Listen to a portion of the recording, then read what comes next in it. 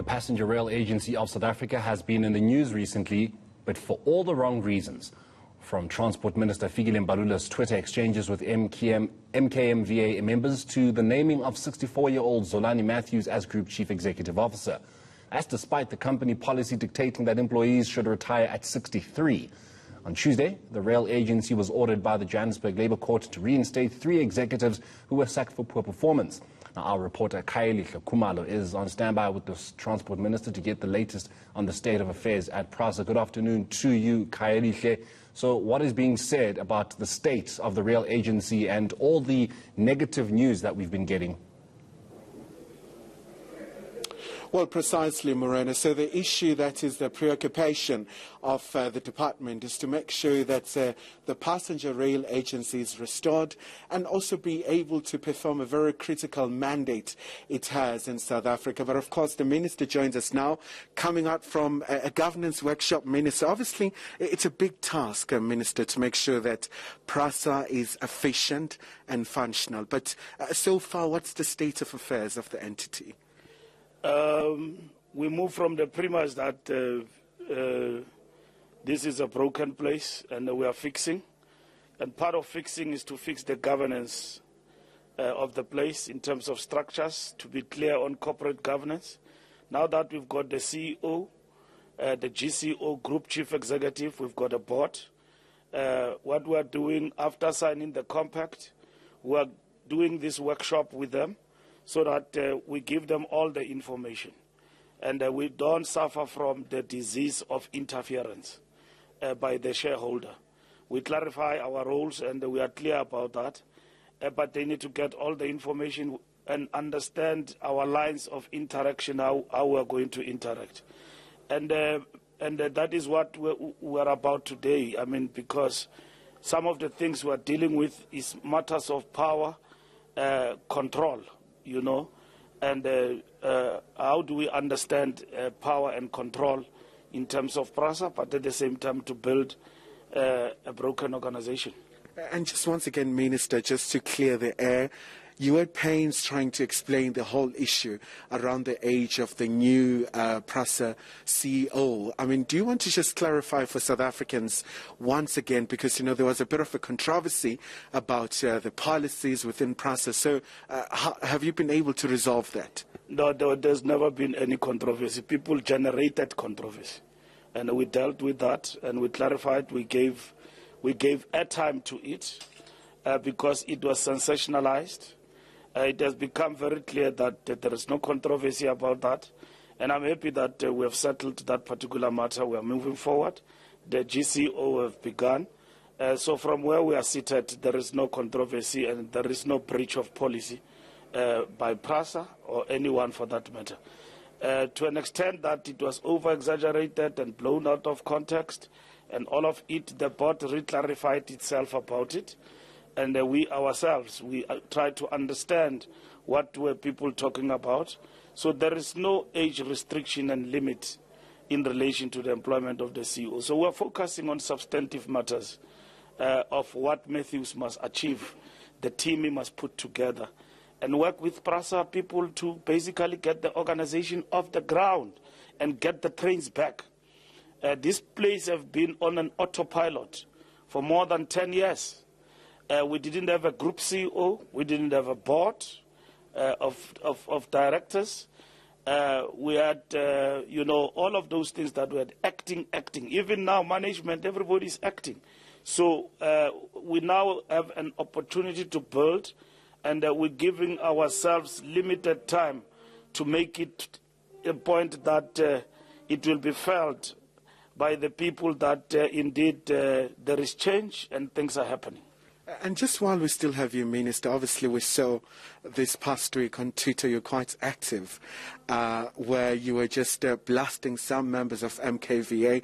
So, and also we've seen you issuing an apology as well to the Minister of Cotton in light of some of the tweets you had. So quite a very tough time there. No, it's not tough. No, look, I think from my side, the issue of including Mam Nkosazana into my tweets was absolutely wrong, and I took it upon myself in terms of my conscience, to apologize to her publicly. And I've withdrawn that particular tweet. And I've apologized unreservedly. So from where I'm standing, that does not exist. So what I read in the papers and all of that, what people are saying and so on, I took it upon myself to clarify that matter, because I think in our exchange, the issue that I brought to the fore brought a name up, and in a manner that I think is totally unfair, because she has never said anything against me or hurt me in any way, even on Twitter or social media. So it will be misconstrued that I'm dealing with her integrity and everything else when she has not done anything really. So and that is why I apologized, and I repeat that and so on. So I've got no issues with Mam Nkosazana. And just once again, Minister, coming back to Prasa, in terms of security, we're seeing that you're beefing it up. You are bringing back some former members of the MK to try and support you to be able to achieve that. And obviously, I mean, it's been a main challenge where cable theft and other associated challenges because of the security that was non-existent. But once again, just tell us about that plan. We're plotting a comprehensive plan. Security is key in everything.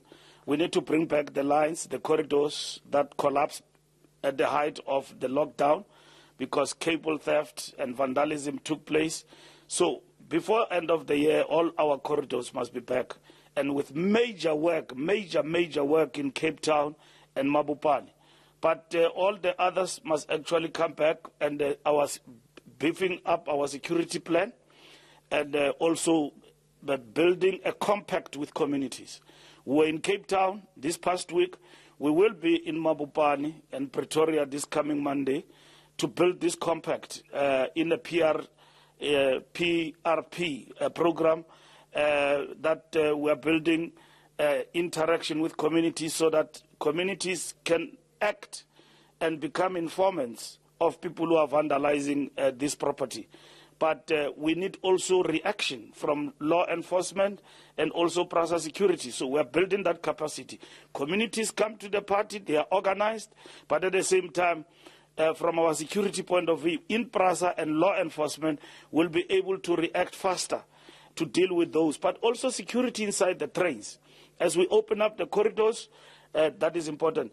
I want by end of the year the trains to be back on routine and operational fully. And we've got plans. I'm confident that this is what you will get. And just before I let you go, Minister, we saw the issue around the Labour Court calling for the reinstatement of some executives who were given a boot at Prasa. How's the process unfolding? The GCO will deal with, is supposed to deal with those matters together with the board. We are reflecting on those issues. Obviously, you are dealing with a bigger problem when it comes to Prasa. You've got people who are claiming to be contracted to Prasa, but their contracts long expired. And but they are still in the system, they have been paid. Secondly, you've got people who are ghost workers here. You need to clear this place. This place must be cleared. And then you've got people who want to opt out, but we are also bringing people with skill who are much older and all of that to help for a particular period of time. So the personnel and human resource issue is very important for the GCO and the board to resolve. I don't want this up and down in the courts. Obviously, you'll have to be in the courts if it is justifiable. But for Prasa, with capacity and resources, we should do a better job. We shouldn't act like it's vengeance. We are fighting with people. It must be based on sound principles that some of these people don't deserve to be here. But the GCO and his team must deal with that, and they will give us a report with the board, but that is their terrain. And as we give ourselves a workshop, these are some of the things we're talking about. You know, sound legal basis to take things to court, and what then becomes the priority for Prasa on some of these things, what needs to be done, what policy you follow, what is the strategy. Because management must produce strategy that must be adopted by the board, not the other way around. So policy line is coming from the board and the minister. So I've put the line, I've got the compact, they've got to see how they implement that particular compact. At some point, we'll get a report. We account to Parliament on a whole lot of things, irregular expenditure and so on. We must go back to Scopa and answer the questions that have been posed to Prasa management. So he's got an enormous task, the GCO. We can't afford a sideshow. We've got to respond to these issues and give him space to map the way forward, bring his skills to the fore, and do his job. So I'm sure after 3 months, you guys can keep knocking on his gate. And how is he finding it, Minister? I mean, you say it's a broken organization. Surely that must be a monumental task, trying to make sure that the rails are not off, but back on the track. Yes, it is a monumental task of note, and that is why we hit in the ground running. And we're sharing a lot of information and between us. And we had Professor Bonang Mohale. He was taking us through corporate governance, principle and King Code 5. These are important. You can assume that we understand these things. And it was a very intense discussion in how the board, the management, the shareholder must understand their role, because the place become broken precisely because of mismanagement. That's one. Number two, a board that doesn't understand its role and want to become management. And then a minister who thinks that he must run Prasa on a daily basis and jump the board and everything else. So we need to clarify what is the role of the shareholder. What does it actually mean? And that is where then we deal with issues of power and control. You know, we have the power to appoint the board, and to a certain extent the GCO, but we don't control the board. The board must be guided by fiduciary duties. What are those duties? The Companies Act is important for this board. And then King Code 5 is very important for this board. And then the succession law, amendment law of 2000 that establishes Prasa. It's important that the board must actually understand that in the execution of its tasks. So all of those things are sound and are important so that we understand, so that we don't have a problem of overreach, where I can only go to Prasa if I don't trust the people I've appointed. I have got trust in the board, the skills I've put together, that they will do a perfect job. So they must not say tomorrow the minister doesn't give us a chance. Because when I want the reports about progress, because it's a broken organization, how far have you gone? They will give me the report. The GCO equally. He must go look at the organization. Other people are dismissed. Other people are ghost workers. He must get his team right so that people are not acting and is able to deliver on the mandate we have actually given to them. And just a quick one, Minister, what would be a message to commuters, those who rely on Prasa, you know, get to work and stuff? I can say to commuters, be hopeful. We are working very hard. Prasa has got 44 corridors. 16 of those corridors are operational. And we want by end of the year all of them to be back. And with the biggest ones being Cape Town and Pretoria. In particular Mabopane and the Central Line. So be hopeful. This is going to come all right. The days of Mickey Mouse, Casey and Jojo are over. These are the days of delivery and making it a point that the rail network is back on track. And if we don't get it right by end of the year, I'll be the first to say, aye, so we have failed our people. But we're hard at work and watch the space. We are also manufacturing new trains for different corridors. So look at better days ahead.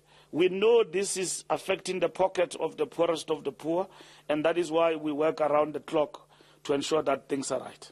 All right, Minister, thank you so much indeed for your time. So, without a shadow of a doubt, it's a massive task ahead to make sure that they resuscitate one of the very key entities from the state. So, back to you in studio. Thank you very much, Kaya. That is our reporter, Kaya Lihle, who was with the Minister of Transport, Fikile Mbalula. Quite a mouthful from the minister there, but of course one of the most important things that he made sure to clarify was that there is no age limit when it comes to the appointment of the Group Chief Executive Officer. So Zolani Matthews is actually in that position, rightfully so, and he's a man that has got quite a lot that he needs to deal with in making sure that the Passenger Rail Agency of South Africa gets right back on track.